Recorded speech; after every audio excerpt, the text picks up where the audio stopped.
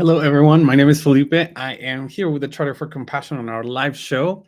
It is noon. It's 12:16 p.m. for me here in Utah in the United States. We're currently live on Facebook, LinkedIn, YouTube, and Twitch as well. And you can always rewatch this to learn more about all the different things that are happening with the Charter for Compassion and the compassionate movement around the world.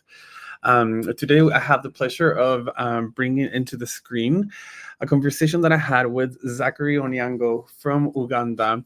He is one of the newest members or partners for the Charter for Compassion with his nonprofit organization development. And here I want to share my screen so that you can watch our conversation and um, hear more about, excuse me, to hear more about what he wanted to introduce us about his projects and all that his organization does. So let me just find, here it is. And so we're going to share there. Perfect. So let's go ahead and play that. Hi, Zachery. So happy to meet you. It is 7:30 a.m. my time in Utah, and it is 5:30 p.m. in Uganda, correct? Yes. So, Zachery, why don't you tell us a little bit about yourself and about the organization that you are with? Yes, thank you so much, Felipe, and I'm glad to meet you. And first of all, allow me to say a huge thank you to Shelter for Compassion for offering to partner with Vogue Mental Health. My name is Zachery Onyango. I'm a social worker, and I'm also a volunteer and founder of Vogue Mental Health. Vogue Mental Health is a non-profit organization that I started to support the community where I come from. Growing up, especially in rural areas, we interface with different acts of compassion and kindness. So having reached somewhere and finished my studies, I also decided to start for mental health just to support the community where I come from. So briefly, that's about me, and we can kick off from there. That's amazing. And so, what's the name of your organization, and what do you do in your organization? Yes, the organization is called Vogue Mental Health, and it's a non-profit organization that I started in 2020. Basically, I started this organization to support the community where I come from, which is a rural area of the country. Vogue Mental Health is guided by four major areas of focus, and that is education, economic empowerment, access to clean and safe water, and environment conservation. Since 2020, when we officially got registered, we have so far implemented a number of projects supporting different communities. And as a volunteer run organization, we have so far trained the community borehole to provide access to clean and safe water to a village of almost 1,000 people. We have also supported 634 young kids with scholastic materials and other school supplies to allow them to keep in school. Recently, we started a feeding program with one of the primary schools where I started from, and we are currently feeding over 400 children with lunch at school, because lunch in most schools in Uganda, and especially in rural areas, children don't get lunch. They come from morning and study up to late in the evening, even up to 6, and can eat from home. But we realize that this is a huge challenge that is affecting the education standard and also the performance of these kids. So what I decided to do is to write a project and come up with an idea to start providing them with lunch while at school, especially those ones that study from morning up to 6 p.m. before they go back home. So far, we are feeding 400 children, and we have also supported nine young tailors with brand new sewing machines and startup fabrics to allow them to start tailoring business for employment and income. We have so far planted 7,000 trees with communities, and this is just to relieve the pressure from the natural forest and natural habitats, such that they can have alternative wood fuel sources, such that they don't alternative life fuel sources.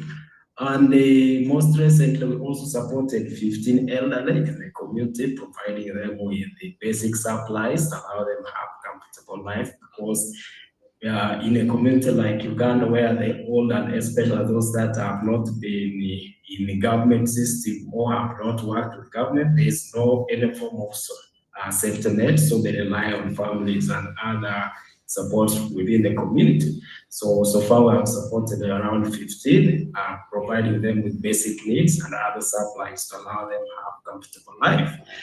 On top of that, we are also supporting women entrepreneurs in the community, and so far we have supported 50, providing them with the business trainings, identification, and also providing them with interest-free microloans to allow them start businesses to support their household income. So briefly, that's about development alert, and all the activities we are doing is run based on volunteer arrangement. We currently don't have a staff and paid staff who are working with us, but we rely mostly on volunteers to support with fundraising and other activities that we need to do to support the organizational activities. So briefly, that's about development alert. That's amazing. I mean, that's a lot to cover with just one organization. You're talking about education, you're talking about access to safe water, economic empowerment, and the environment. That's amazing. Yeah. And so, how long has Development Alert been around? Actual Development Alert is hardly 4 years old, because, as I said before, we started and got registered in 2020. So we have done all this stuff between 2020 to now. That's amazing. That's incredible. So in just 4 years, you've been able to accomplish so much. Yes, I'm wondering if you have been able to check our website. Currently, it is being worked on, and we have a volunteer from Ohio State University who's working on the web update, because most of the projects that we implemented of recent have not yet been uploaded on the website. So I've shared with you the link to the website in the chat. You can see, but most importantly, we shall have all the activities after the update has been concluded. So we have quite a number of projects that have not yet been uploaded on the website. But like I said, we rely on volunteers. Like right now, we are working with students from Ohio State University. Previously, we worked with Michigan State University and University of South Florida to support with the different activities that we are doing. So in a week or two from now, our website will have all the activities that we have implemented over time that have not yet been added on the website. And on top of that, this year we also got a partnership with Myriad USA and Global Giving. So we can receive support using those organizations. So if you check through our donation section of the website, you will find the two links there for Global Giving and Myriad USA, which is now hosted at April. That's amazing. Well, so the reason why I decided to invite Zachery with Development Alert is because he is part of one of the newest organizations that has become partners with the Charter for Compassion. And so with that said, we would love to invite any other new organizations that are joining us to also, reach out, just like Zachery did, so that we can introduce you in our live show. Of course, this is a recording because the live show goes on Thursday, but I'm so glad that we were able to meet Zachery and talk a little bit more about yourself and your organization. Is there anything that you would like to leave our viewers with before we let you go? Well, basically, humans exist based on compassionate acts, and that should form the basis for our existence. Every human being at one point interfaces with an act of kindness, so that should be the basis upon which we interact. So let us work together and make the world a better place. Amen. Thank you so much, Zachery, for joining us. We'll be seeing you around soon. You're welcome, Felipe. Thank you so much. And that was my little conversation that I had with Zachery Onyango from Uganda with Development Alert. So, Zachery afterwards posted on social media about it, and other organizations are now applying to become partners for the Charter for Compassion. So you have the link on on the chat or in the comments, wherever you're watching this from. Anyone can join as a partner. It is free to join, and the access to a huge network of different organizations that do different works, in environment and women's rights, in creating safe spaces, and the arts, and businesses, and health. There's all these different sectors that we work through compassion. So if you're interested in that, you can join with your organization, and as a partner organization. And let me put in the chat actually the link that not only for all events, but our website and all important links. You can check our link tree right there that I put in the chat, and let me put it also on LinkedIn. There is a link there to become, and that takes you to a website for how to become a partner. So that is a great way to begin your journey there as well. So super excited for that opportunity. I'm so glad that Zachery was able to join us. And because of times and everything is really late right now, so that's why we recorded that conversation. Anyways, let's go into the things that are happening with the Charter for Compassion for the next couple of weeks. So first of all, you get charterforcompassion.org. There's a little pop-up there for our global read that is happening, global read for kids and company, and that is happening this Saturday at 9:30 a.m. Pacific time. But you can either go down on the same homepage and you can see all the different events that are happening here. So a very easy, just go to our website and you can find them right there. But if you want to also see the more calendar view, you say you join upcoming events, click on there, and then you have all the events coming up here organized by dates. So today, on November 14th, we just had our EdNet Learning from Cultural Renewal with Jenny Finn from Springhouse. And then as you can see, the next events are coming up. Global Read for Kids, Charity Compassion Unite Us, this virtual summit for the health conference, Global Read Religion Gone Astray, Charter Sangha, and then in December we have another Global Read Awakening Wholeness, Harmony of Humanity every Wednesday, and the Global Read for Kids and Company.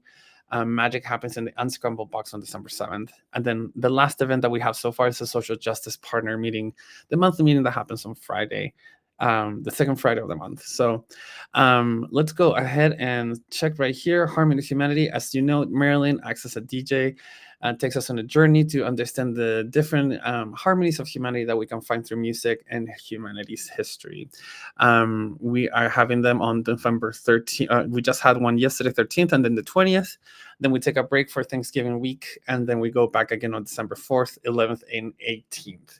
So you have 4 more episodes of this to join us, and you can register here on the website, or you can go to our link tree and access that. So let me actually click on that link. There we go.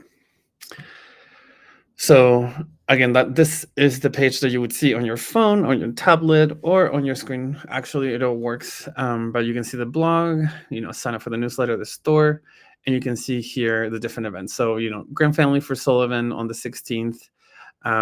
Let's go here. Let's see where it is. Oh, never mind. So event calendar, we can do right here. Grand Family for Sullivan. So this Saturday, we have Beth Tyson, the author of A Grand Family for Sullivan. The description is, are you caring for a child with big emotions related to loss and childhood trauma? A Grand Family for Sullivan is a therapeutic story designed with soothing imagery and sensitive language to help children cope with life after adverse childhood experiences. And that is the ACES. So there's a whole story here that is specifically about this concept and how it can affect kids. And so there's a little review here. I feel calmed every 8 years old. I showed my family therapist your book. She loved it so much that she immediately bought a copy for the children she works with. Your good work is gaining ground. So beautiful story. This is for kids and adults. This is this Saturday, November 16th at 9:30 a.m. Pacific time. If we go back to the event calendar, the next one is the Compassion Unites Us virtual summit. This is with Charity Compassionate Communities. This is on the link tree as well, but it's going to be on November 20th, Wednesday, November 20th at 8 a.m. Pacific, 11 a.m. Eastern time. So you can join right there, but you will have speakers, Dr. Julian Abel from Compassionate Communities UK, and he is the author of a book that we featured in our global read before. So that'll be a good experience. And then we also have Marilyn Turkovich, our executive director, Sister Martha Ann, Dr. Eric Castillo from Alamo College District, Compassion USA. So there's plenty of conversations that are going to be happening, and it's all focused on health and compassionate communities and how can we approach that conversation better. So that is in the link tree as well. Next, we have Religion Gone Astray, and let me right here. This book was written by Pastor Donald Mackenzie. He is one of the three members of the Interfaith Amigos, together with Rabbi Laura Duhan Kaplan and Imam Jamal Rahman.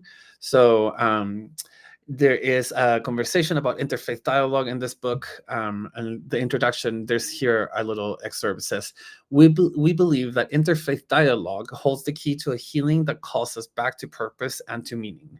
We have risked confronting aspects of our traditions usually hidden, and the consequences have been deeply life-affirming. We risk becoming vulnerable as we share awkward and even unacceptable texts and interpretations. But it is this very vulnerability that allows our dialogue to move forward. So that's going to be pretty interesting. And it's always fun to have the three interfaith amigos talking and having discussions about this sort of dialogue and things beyond religion and spirituality. So that is happening on the 20th.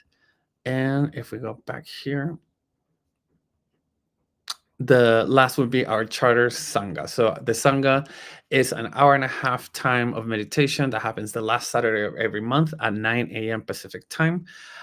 We invite everyone to come and join us. It's a little time to connect with ourselves, connect with others, and have a relaxing end of the month before everything goes back again in a new cycle in a new month. My friends, that has been everything for the charter. If you want to know more about anything with us related, you can either send us a message through our social media platforms. You can email us at contact@charterforcompassion.org. Thank you for everyone that will join us now live, and also for the people that will be watching later. We're always available to help out with your compassion journey. We'll see you next week. Bye.